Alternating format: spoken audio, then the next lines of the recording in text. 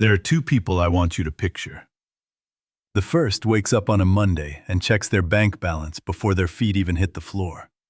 Not out of curiosity, but out of reflex, like pressing on a bruise to see whether it still hurt. It does.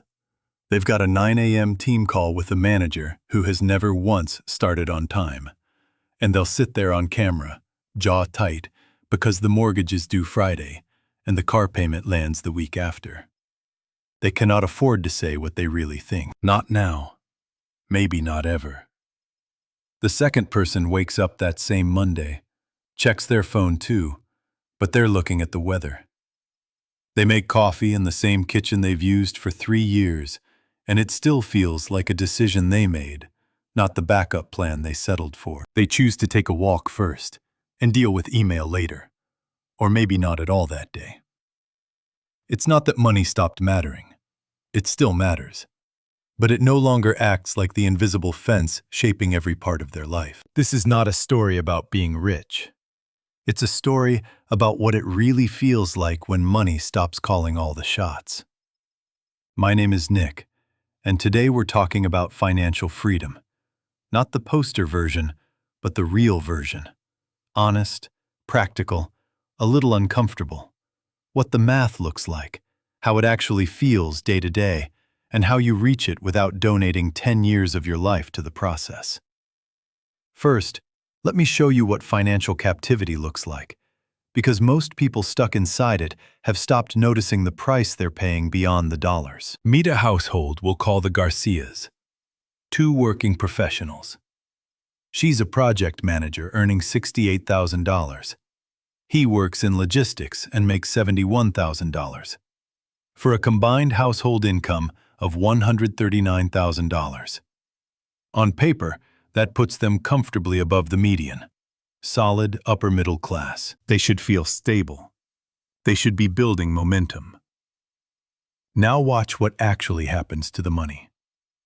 Their gross income of $139,000 sounds fantastic, until federal taxes, state taxes, FICA, and a modest 401k contribution show up. After all of that, they bring home about $8,200 a month.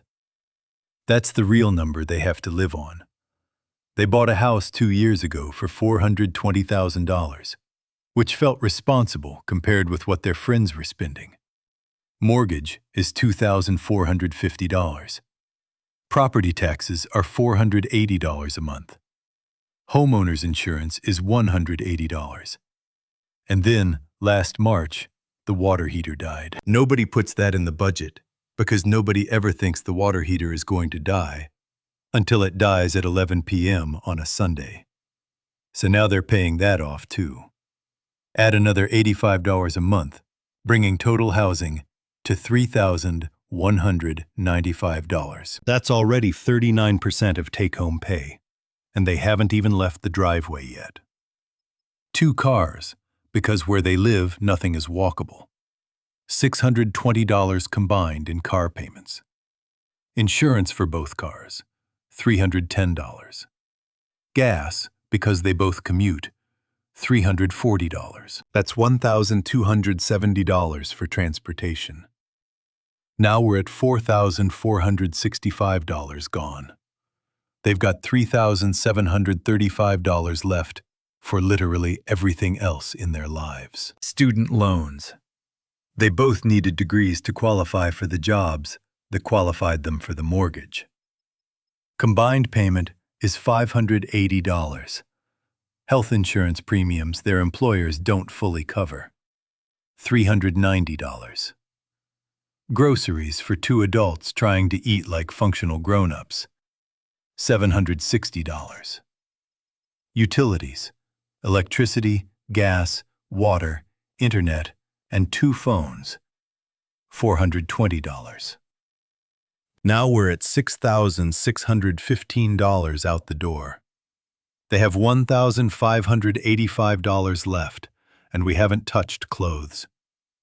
Car repairs, because both vehicles are over 4 years old and one has had a check engine light glowing since October. The annual home maintenance rule says you should budget 1% of your home's value every year. which works out to about $350 a month for a house that is going to keep needing things, whether they planned for it or not. The gym membership neither of them canceled. The one streaming service that quietly turned into 4. The birthday dinner they can't politely dodge. The school fundraiser. The copay. The tire. This household makes $139,000 a year and still has only about $1,585 a month left after fixed costs. Before surprises. Before real savings. Before retirement beyond the minimum needed to get the employer match. They are not reckless. They are not buying jet skis or taking spur-of-the-moment trips to Europe. They made reasonable choices at every stage, and still ended up in a life where one transmission repair goes on a credit card, and one lost job becomes a real emergency. That is what financial captivity feels like, day to day. It feels like knowing the exact balance in your savings account without checking because it hasn't moved in 3 months. It feels like saying yes to overtime you don't want because otherwise the numbers don't work. It feels like lying awake, not scared you're about to lose everything, but scared of the next thing and the thing after that and the one after that, in a chain that never seems to stop. It's not poverty. It's a treadmill that looks like success from the outside. And what makes it worse is that financial stress makes you worse at solving financial problems. Researchers found it can reduce cognitive capacity by the equivalent of 14 IQ points. That's the same drop as going 24 hours without sleep. The person staring at the ceiling at 2 a.m. doing tire math is, in that exact moment, the least equipped they will ever be to solve the problem. The stress makes you dumber about the thing creating the stress. That's a feature, not a bug, if you're the credit card company. And it isn't accidental. Credit card companies make more when you carry balances. Banks make more when your mortgage is bigger. Car dealers make more when you finance longer. Your financial fragility is part of their business model. Knowing that is not cynicism. It's just knowing whose interests are actually at stake when someone tells you that you're approved. I'm not telling you any of this to be bleak. I'm telling you because the opposite of everything I just described is what financial freedom actually feels like. It's not a bigger house or a flashier car. It's the removal of a burden you've been carrying so long, you forgot it was even there. So what does that actually feel like? Let me give you the honest version, because the internet version is mostly stock photos of people on beaches with laptops, which is doing an impressive amount of descriptive work while providing almost no actual information. The first feeling, according to people who've experienced it, is euphoria, and then it fades. Psychologists call that hedonic adaptation, which is a fancy way of saying your brain is ungrateful. You grind for years to get there, and your mind just resets. Cool. Great. Thanks. What doesn't fade is something much quieter. The lack of dread. That low electrical hum of money anxiety in the background. That constant little voice doing mental calculations in the corner of your brain goes silent. And you don't realize how loud it was until it finally stops. The day-to-day differences are specific and almost boring in the best possible way. You stop being afraid of your employer. When you've got 3 months of expenses saved, you can say no to something unreasonable at work. When you've got 3 years of expenses invested, you can leave completely if you need to. You begin making decisions based on what you genuinely want, instead of what you can afford to gamble on. A tire blows out. You replace the tire. You're annoyed for an afternoon, instead of spiraling into a 3-day anxiety episode that starts with the tire and somehow ends with you re-examining every financial choice you've made since 2019. But here's the part that catches people off guard. And I want to be blunt about it, because most financial content skips right past it. 2 things repeatedly surprise people when they actually arrive there. and neither one is a math issue. The first is identity. There's a guy, we'll call him Marcus. He spent 22 years in corporate finance, hit his number at 51, and retired with $2.3 million in index funds, and a 4% withdrawal rate the math said was bulletproof. For the first 3 months, he did everything he had pictured. Slept late, traveled, played golf twice a week. By month 4, he was checking his portfolio every day. By month 6, he picked up a part-time consulting contract just to stay sharp. By month 9, he was working 30 hours a week again and wasn't fully sure why. Marcus did not fail to reach financial independence. He got there and discovered that the freedom he had built was a room he didn't know how to live in. Work wasn't only paying his bills, it was giving him structure, community, and purpose. Once the financial pressure to work disappears, you learn very fast whether you had a life outside of work in the first place. The second surprise is decumulation anxiety, which is a clinical phrase for the fact that a lot of people build wealth and then cannot make themselves spend it. 46% of American retirees describe spending money as anxiety-inducing.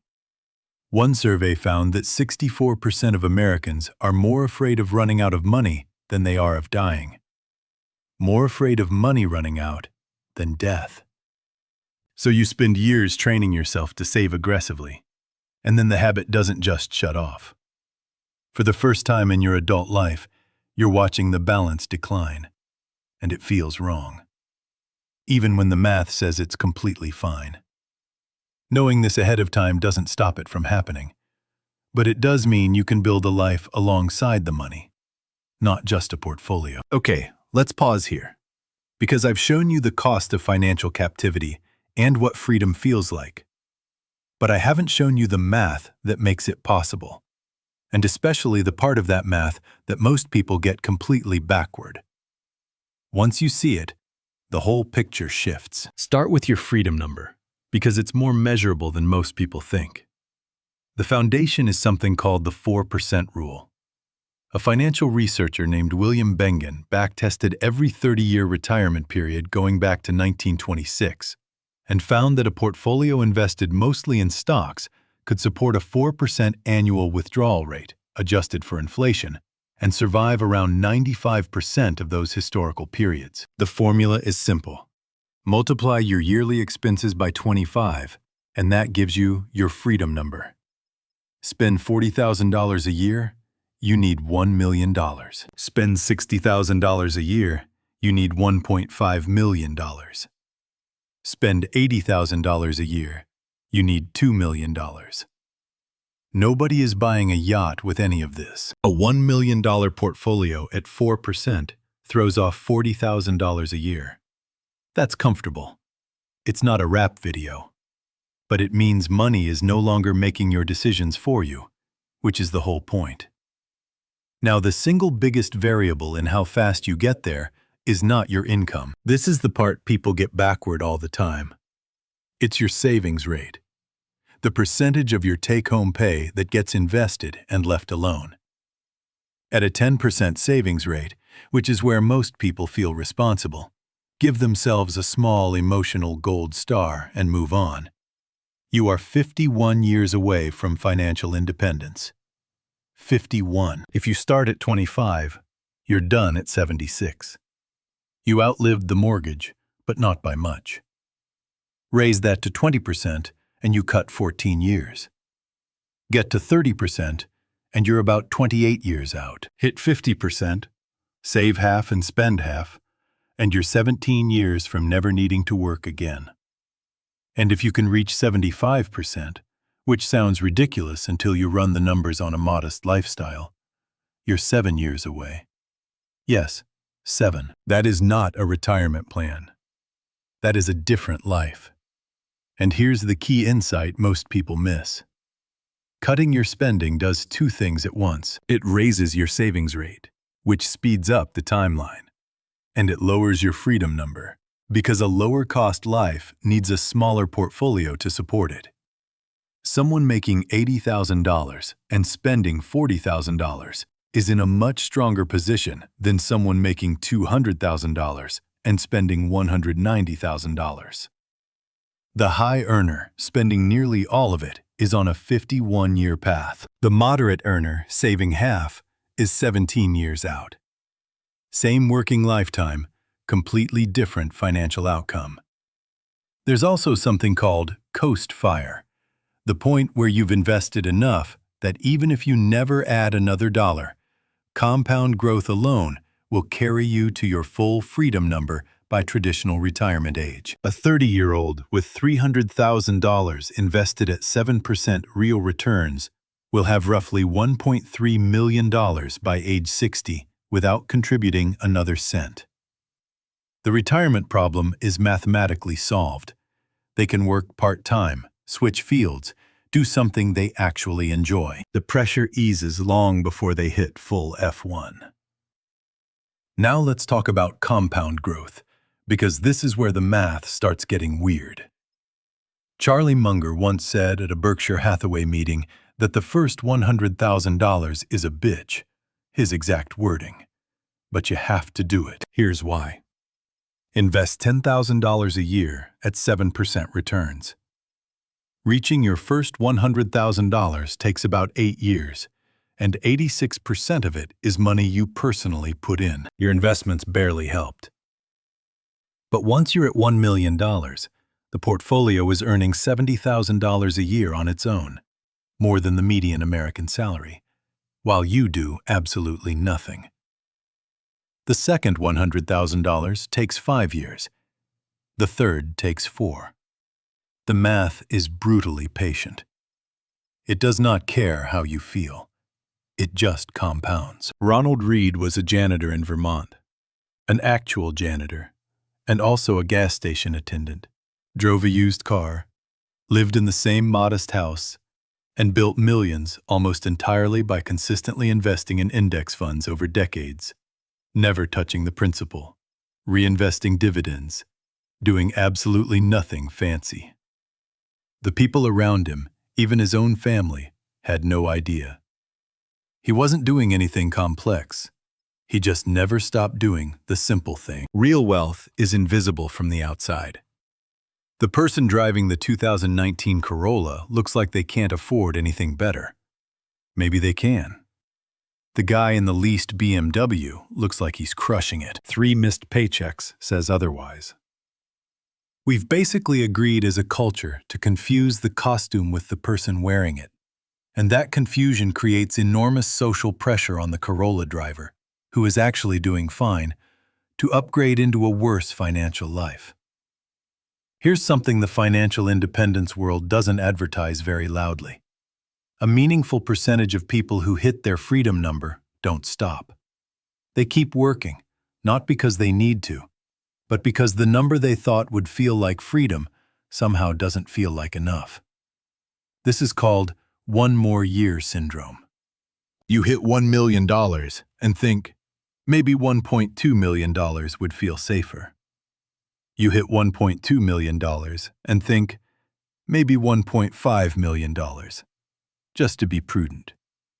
The goalpost keeps moving and you keep chasing it.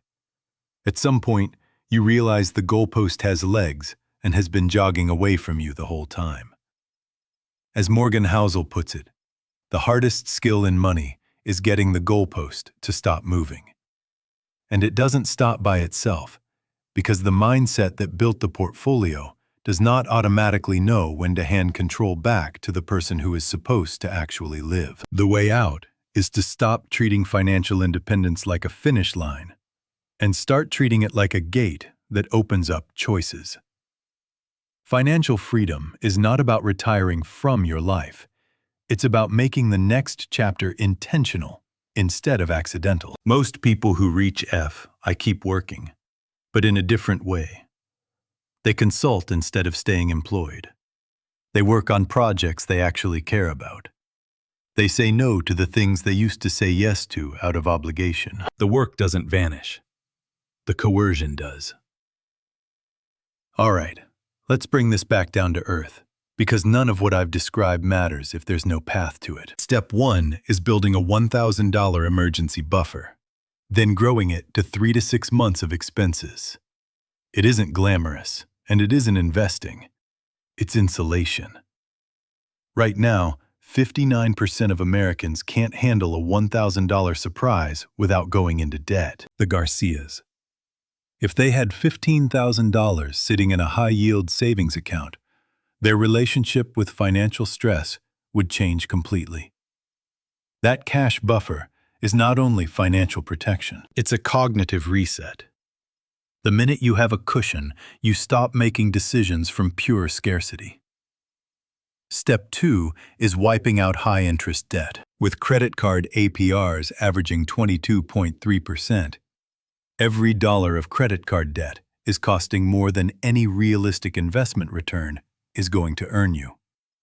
There is no portfolio strategy that beats a guaranteed 22% return from paying off a credit card. This is not thrilling advice, it's just true. Step 3 is investing in broad market index funds through tax-advantaged accounts, not individual stocks, not whatever social media is screaming about this week. The S&P 500 has returned about 10% annually in nominal terms going back to 1926. Funds like VTI or VOO give you that return at almost no cost.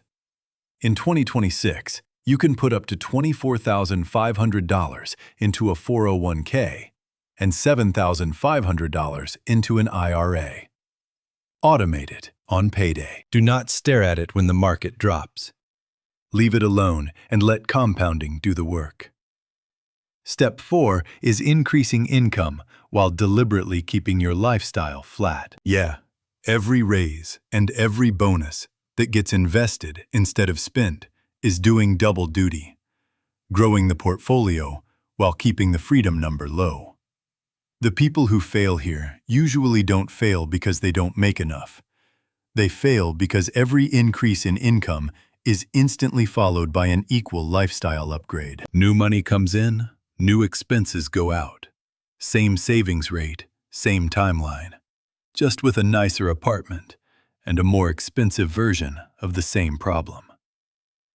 And step 5, the most underrated one, is building a life you genuinely enjoy at your current spending level, not at some future spending level you're waiting to afford. The people who get there fastest usually figure out that the most important parts of life, time with people they love, interesting work, physical health, cost much less than they assumed. Let me bring you back to where we started. The Garcias, $139,000 in combined income, $1,585 left at the end of the month, one transmission repair away from a credit card.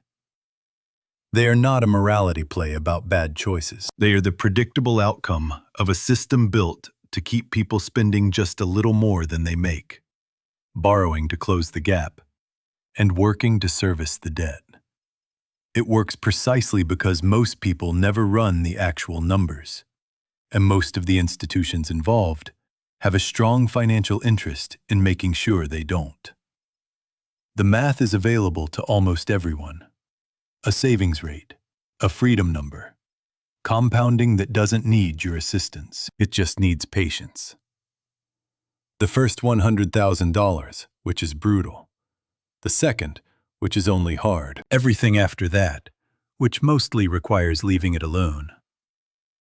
The real question is whether you're willing to run the numbers honestly, using the real figures from your actual life, instead of the version that makes you feel better in the moment. If this made something click for you, if you're sitting there thinking, I want to know my number, I want to stop improvising this, I want to build something that runs on a system instead of willpower, then I want to point you somewhere.